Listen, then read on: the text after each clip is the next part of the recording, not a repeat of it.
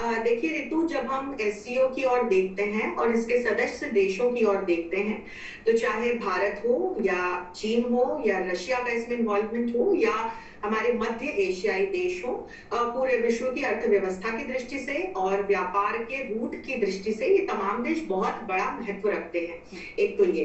दूसरा, जब हम यूक्रेन और रशिया युद्ध की दृष्टि से देखते हैं, तो आपने बहुत अच्छी बात कही कि पिछले 200 दिनों में हमने देखा कि किस तरह से विश्व के कई देश आज इस युद्ध की वजह से बड़ा आर्थिक संकट झेल रहे हैं। सप्लाई चेन बहुत बड़े पैमाने पर बाधित हुई है। हमारे प्रधानमंत्री ने एक रेजिलिएंट सप्लाई चेन डेवलप करने की बात भी अलग अलग मंचों से समय समय पर की है। और निश्चित तौर पर इस मंच पर जब साझा सहयोग का लक्ष्य लेकर के ये तमाम देश मिल रहे हैं, तो इस और सभी देशों का ध्यान जाना स्वाभाविक सी बात है और इसकी बात भी होनी चाहिए। अगले साल से एससीओ की अध्यक्षता भारत को मिलने वाली है। महत्वपूर्ण बात यह है कि जो पश्चिमी लॉबी का संगठन माना जाता है G20, उसकी अध्यक्षता भी भारत को मिलने वाली है। तो भारत का यदि हम स्टैंड देखते हैं, तो भारत का एक बहुत बैलेंस्ड स्टैंड है।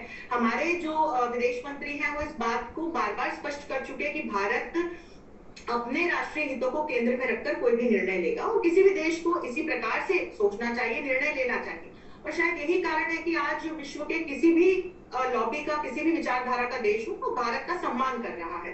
तो इस दृष्टि से जब मैं देखती हूँ, तो एससीओ के मंच से, जैसा कि मैंने आपको कुछ देर पहले भी कहा, कि चाहे चाबहार परियोजना हो, चाहे नॉर्थ साउथ कॉरिडोर डेवलप करने की बात हो, चाहे तापी की बात हो, भारत इस बात को मुझे लगता है सुदृढ़ता से रखेगा कि इस पर काम पूरा होना चाहिए, ताकि जो ये सप्लाई चेन बाधित हुई है इस युद्ध की वजह से कम उससे निजात पूरे विश्व को मिल सके। और इसके साथ ही म्यूचुअल इन्वेस्टमेंट की, साझा व्यापार की, टूरिज्म के क्षेत्र में कुछ साझा काम करने की बात भी हमारे प्रधानमंत्री कर सकते हैं। इसके उन्होंने जाते जाते इस बात की ओर इशारा किया है कि वे इस मामले में एससीओ के मंच से जरूर अपनी बात रखेंगे। जी।